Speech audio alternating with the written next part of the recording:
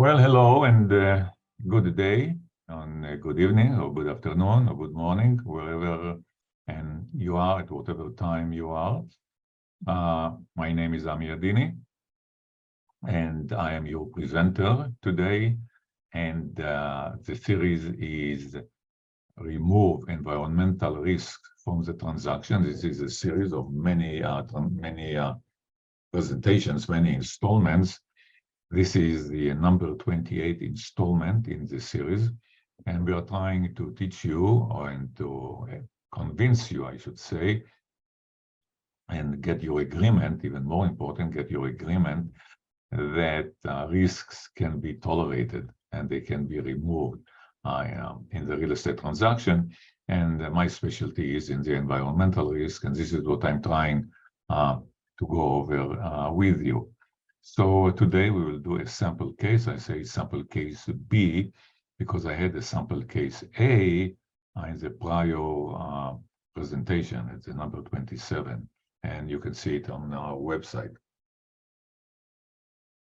We have over 30 of these installments, and again, you can see them on the website and at your leisure. I've been doing this, the environmental site assessment since 1988, phase 1 and phase 2 environmental site assessments. And the SBA, US Small Business Administration, which stands behind most, maybe all, or for sure most, of the commercial real estate transactions, the lending. They stand behind it, and conventional lenders follow the guidelines of the SBA, and they demand that in commercial transactions, they have some guidelines, but basically the guidelines lead to it that most transactions, commercial or industrial transactions in real estate, require environmental investigation reports. And these reports are called transaction screen, phase 1 and phase 2 ESA. ESA means environmental site assessments.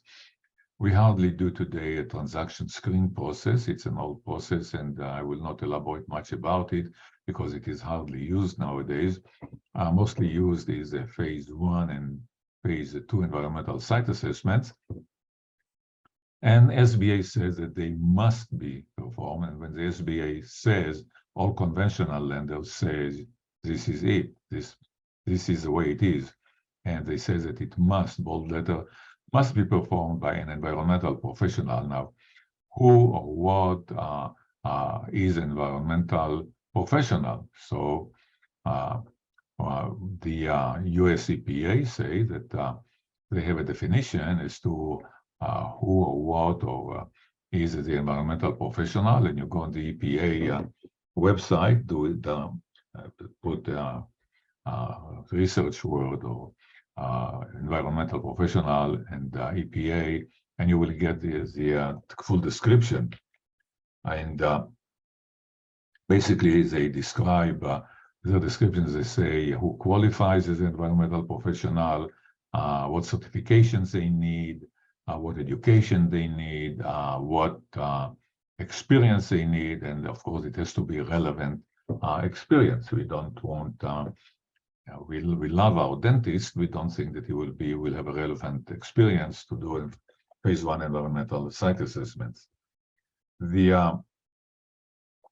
I personally qualify as an environmental professional, and I give you myself here as an example. And always I say that I'm not the only one. There are many highly qualified environmental professionals in our industry. I give you myself because I am giving this presentation, so I have the right and the privilege to present myself to you as an example of an environmental professional. And I graduated in 1964 with a Bachelor of Science in Mechanical Engineering, with additional credits in nuclear and chemical engineering. And the next 20 years I spent in the nuclear industry and the chemical industry, and eventually arrived in California and became a general engineering contractor, especially certified to do hazardous substance removal. I got this certification back in 1989. I've been doing this ever since. And I'm proud to say that I was one of the very first ones that received this certification in California, because it was only created in 1989. So here I am ever since, removing hazardous substances. And State of California recognized me, certified me, registered me, I should say, and certified me as a registered environmental assessor level 2, all the way back already in 2003. And at that time, they decided that I have completed all the requirements for the most stringent level of environmental registration provided by the state. As an REA2, I was a project manager who can conduct all assessments and investigations, plus issue cleanup opinions, evaluate risk from contamination, and manage the cleanup of contaminated sites. So that's pretty high level of recognition, and I'm very proud about it. But again, I'm saying that I'm not the only one. You will find quite a few highly qualified environmental professionals out there, and I'm proud to belong to this group. The fourth horseman of the apocalyptic environmental liability are the contaminated soil, contaminated groundwater, contaminated soil vapor, and contaminated indoor air. This is our four horsemen that we are trying to get rid of. We don't like them. They frighten us, especially those who don't understand what they are. They are very frightening, right? Everything that we don't understand is frightening, but become much less so once we understand really what it is. Then it becomes nothing. But anyway, so I'm getting philosophical. So our four horsemen of the apocalyptic environmental liability are groundwater contamination. Here you see this stuff comes out from the tank, contaminating groundwater. So that's one. And then we have soil contamination. You see this tank is leaking the red stuff into the soil is contaminated. Then the soil, this contamination in the soil is evaporating. Let's say it's gasoline, it's volatile. It evaporates and it creates toxic vapor in the soil. This is our third horseman.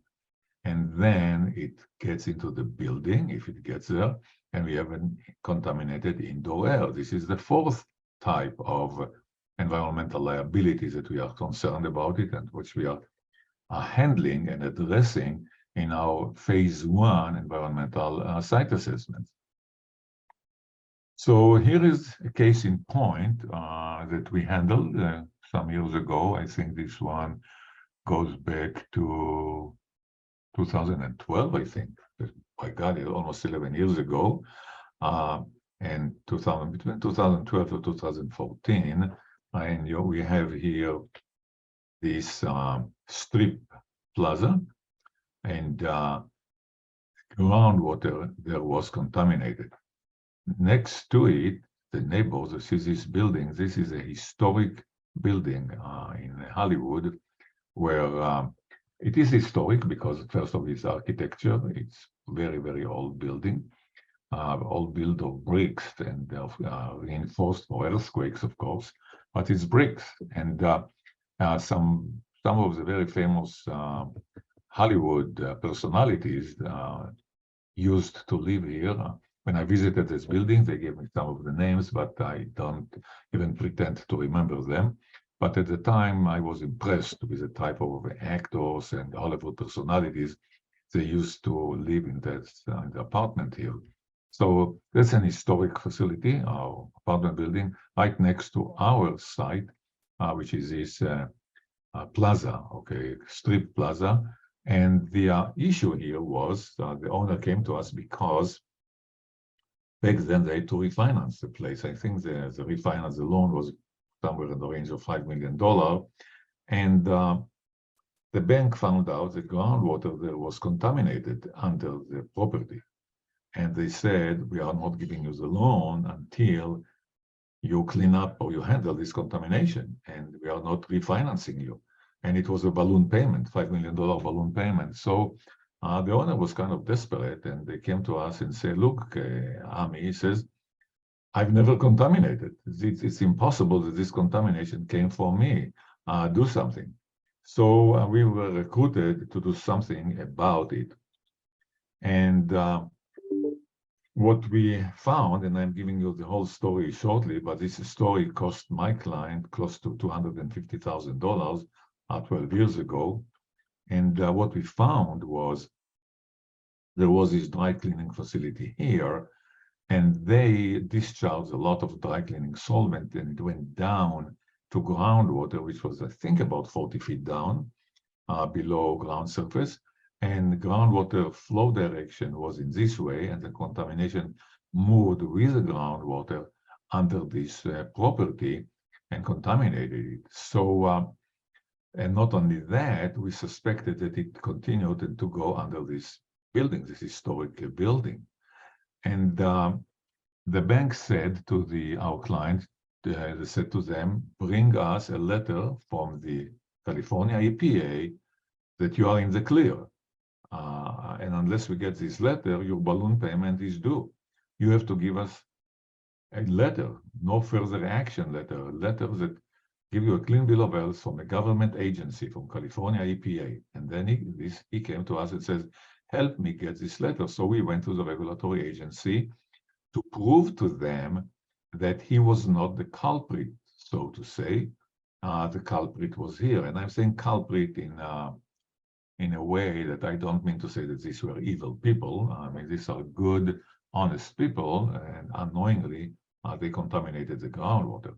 So, but basically, our job was to prove that our client was not the source of the contamination. So they should not get penalized. Not only that, he cannot clean it up because it keeps coming at him from here.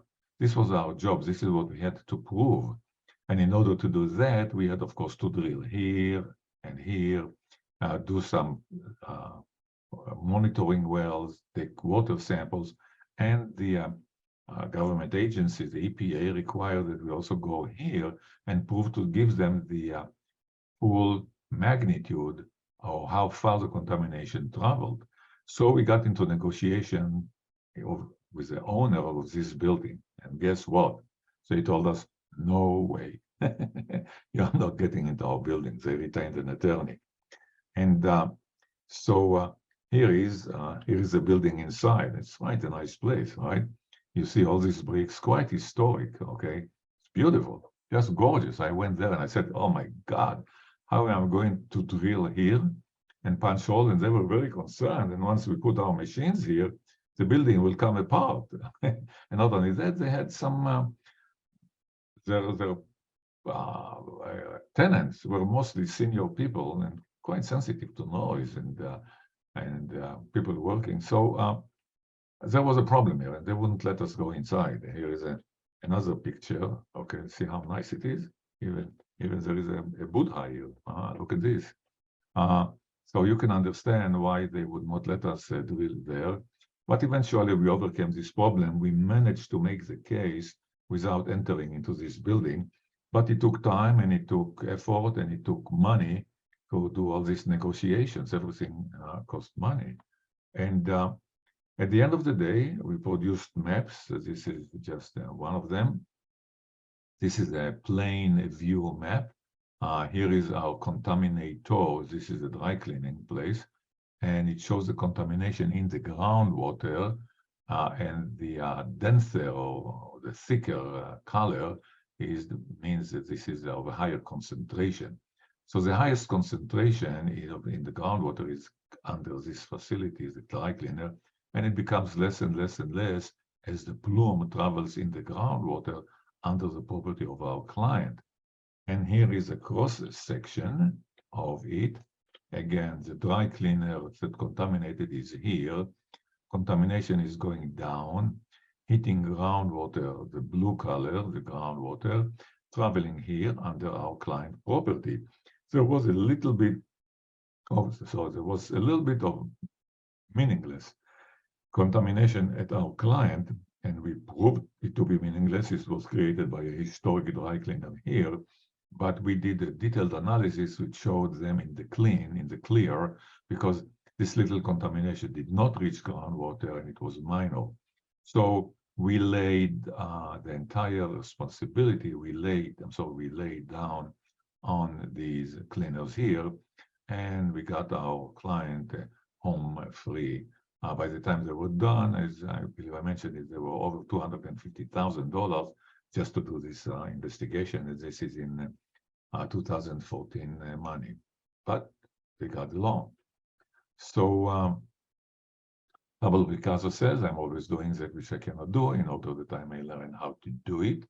And well, many times we get in life into this situation and we learn as we proceed, we learn to swim as we swim, so to say. Again, thank you very much for your tolerance and patience. And if you have any questions, call or text me at 323-899-5001. If you have any reports, if you don't understand, if you need a second opinion, send it to me. I'll give you a second opinion and no charge, no limitation on time. I'm very happy to help. My email is ami@amiadini.com. Thank you very much.